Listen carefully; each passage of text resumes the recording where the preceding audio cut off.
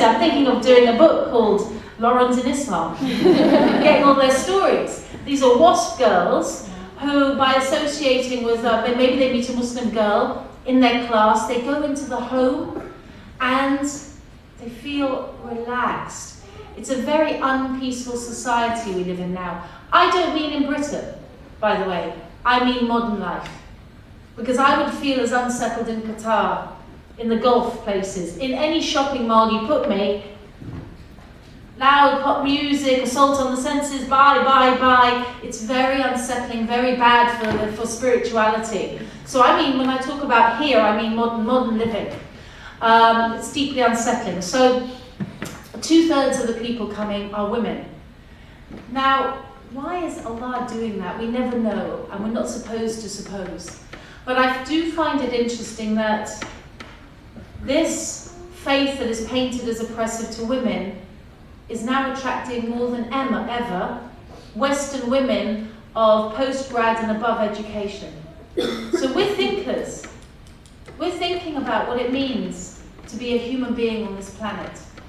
We're thinking about what it means to love and respect God and one another. And we find that the best mode of life that's explained to us is through the Quran. So it's interesting, yes. So basically, related to your question, it's not really a question, but today on BBC Three, there's actually a documentary, I think it is, about basically for making Muslim, and it's basically looking at how Western women actually reverted to Islam. That is why, and I think it's at 9 o'clock on BBC 2 today. Yeah, 9 o'clock, BBC 2, there's a programme on reverts. So, BBC 3? Yeah. Okay, BBC 3, that makes more sense. Yeah. So, yeah, that's what you can look it out. Great, okay, let's all watch it, alhamdulillah. Anyone else? Any thoughts, anything? Yes? I just wanted to ask, since you've become a Muslim and your life before a Muslim, has your life changed? Just walking down the street, people you sort of mixed with, are they treating you differently? Are they sort of trying to disappear, not become your friend? Just interesting. Yeah, okay, so that's a really good question. The change in life in a practical sense. I am not the person I was 2.5 years ago in any single way that I can say. Has anybody here watched The Truman Show? The Truman Show is the supposition that don't watch Hollywood films, I'm joking. Although kind of. Jim Carrey is a man who thinks he's got a real life, but his whole life is actually a TV soap opera, and it's being filmed. And at the end of it, he tries to escape, and he gets in a boat, and the boat hits the sky. And the sky is just a film set, just a screen.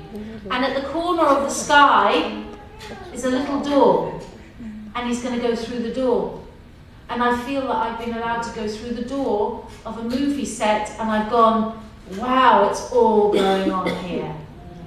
Because life without Islam, without understanding why you're born, why do we exist, why do we die, where do we go, what am I doing here, life without asking those fundamental questions, life without having answers to those fundamental questions is actually very small. We hear a lot about a sense of freedom, we want to be free, but you're free not to think about anything important. One of my pet hates right now is going into, I'm so annoying in America, anytime I go into a restaurant they're playing, and there's like, yes, I used to do beatbox. There might be two couples and they're in their 50s. And I say to the waiter, who are you pleasing with this music? I just want to know because it's giving me a headache. And I don't mind if everybody else wants to listen to it, I'm fine. But I think that couple over there in the wheelchair probably aren't enjoying it. They have no explanation why we have to have white noise deadening our spirits all the time. There's a lot of things being done to stop us spiritually looking at life. Fluoride in the water, do you know what that does? Do you know what it does? It thickens the bone here. It thickens the bone here, which is the part that you put down to submit to Allah. It's a chakra point in all Eastern mysticism, and it thickens it. And where is the place in Britain with the most fluoride in the water? Birmingham, with the highest population of Muslims. So there is a lot of oppression of the senses going on. I'm not sure if that, I think I went off on the side, but hopefully there's some good in it, inshallah. All right, I'm sure there may be one or two questions, and then... Okay, last questions. Bismillah. If any sisters want to know how they can help Palestine, please put down your emails for contact with Cardiff, Palestine Solidarity Campaign. Contact Ummah. So maybe on this bit of paper, you can all have a look at this. It will be here on the desk. Write your emails. Make a real commitment. Do something. But above all, be the best neighbours you can be. Smile at sisters who in humanity, who aren't Muslims. If somebody drops her books, help her. I'm not saying smile at brothers, by the way. Okay? I went to a lecture with Laura Booth, she said smile at men. No.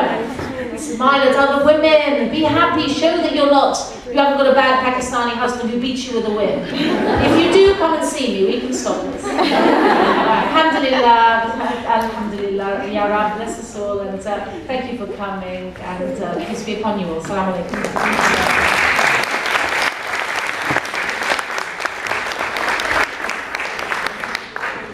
Thank you once again to a very inspirational and exciting talk. There's just a few announcements. Once again, the Interpal leaflets are here. Do you want to pick one up? Also, there's some leaflets here, if you could pick one up on your way out, which is to do with the National Bake-a-thon with orphans in need, where people all over the country are doing bake sales to try and raise money, which is fantastic.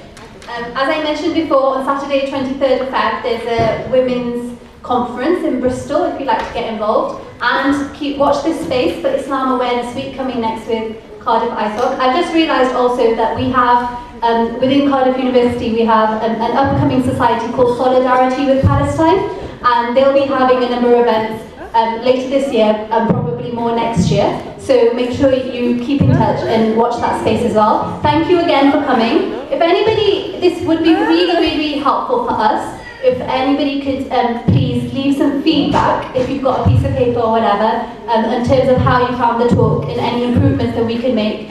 We would really love to hear any feedback, that would be fantastic. And just leave it here or message me privately, whatever, that's fine. Thank you once again, and I'm sorry it's been a bit delayed, but thank you, and I hope you have a safe journey home, inshallah. Assalamu alaikum.